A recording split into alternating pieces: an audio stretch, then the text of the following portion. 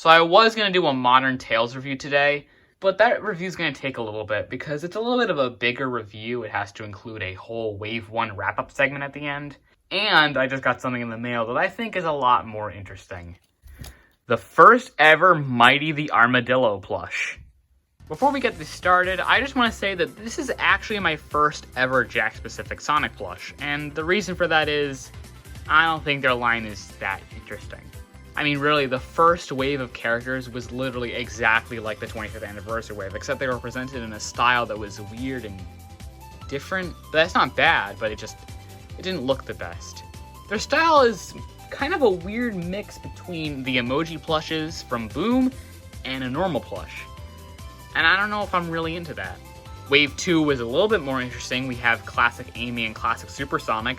Classic Amy definitely isn't lacking in plushes, but she definitely isn't super high up with tons of merchandise or something. Classic Supersonic, though, that one's a little bit more interesting. There are only 2 other Classic Supersonic plushes, and one of them was very recent.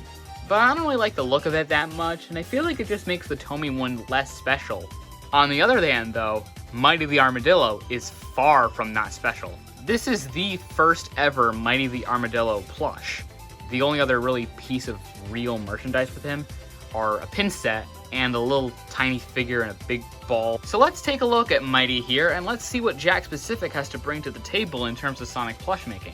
One thing I want to let you know about this plush is that it is very small. Here's Mighty next to the Sene Sonic plush. As you can see, Sonic towers over Mighty. Perhaps a little bit more of a shocking comparison is him next to the 25th Anniversary Classic Sonic plush.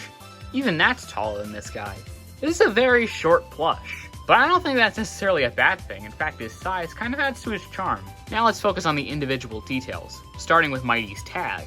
This is the Jakks Pacific Classic Sonic tag. As we can see, it's basically just the ring logo and Sonic art in the middle. I don't actually see this art too much. It's something that's on a lot of the classic Sonic merchandise from Jakks, but it's not one I've seen before. I wonder if this was created for the merch. Classic Sonic logo.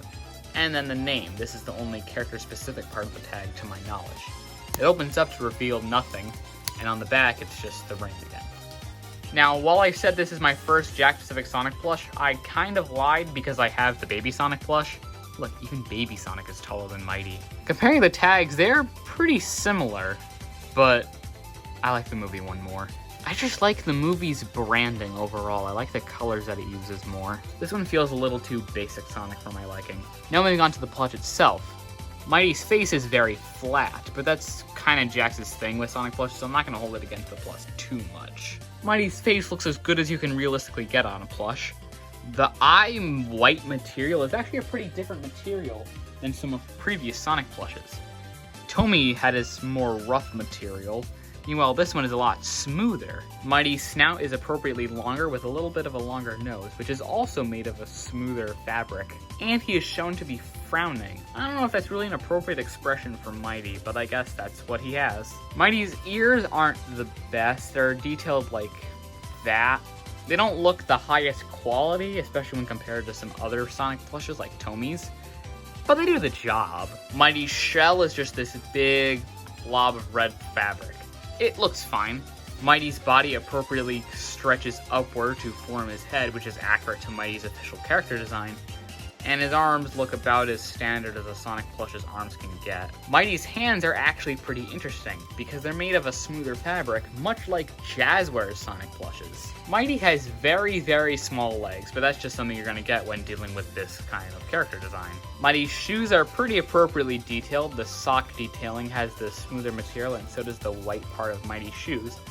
But the red part is actually pretty interesting. It's made of like a leather material, which is not something you see too much on Sonic plushes. The only other real instance of leather on a Sonic plush are on the Sonic Adventure plushes. See how they have this smoother underside, but these ones peel a lot. Hopefully Mighty doesn't turn out to be that way. These do seem to be a different kind of leather. Hopefully they'll last longer than the Adventure plushes do. Mighty also has this tiny little tail. That's all I really have to say for Mighty. He's a good plush if you can find him for cheap, and I recommend you get him. But here's the thing. Here's the most notable part of this plush. where's Mighty's partner Ray? Jakks is actually a pretty interesting company because they've leaked a lot of their prototypes. Pretty much every single plush in their catalog for the classic line has been leaked in some form, including a Ray prototype.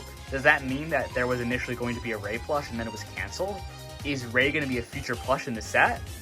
I don't know. Realistically, there's not many more classic Sonic plushes that Jakks can do. I mean, there's Ray and I guess Metal Sonic, but other than that, there's no other noteworthy classic Sonic characters that they could realistically make. Sure, there's Bean, Bark, and Fang, and then there's the Chaotix, Espio, Spectre, and Charmy, but other than that, not much really. I do hope we eventually get a Ray plush though. It would be really sad to see this duo left unfinished. And that's all I have to say about Mighty. If you can find him for cheap, then I think he's worth it. I'm gonna be taking a little break over the weekend, so don't expect any daily reviews tomorrow or Sunday. Other than that, see you later.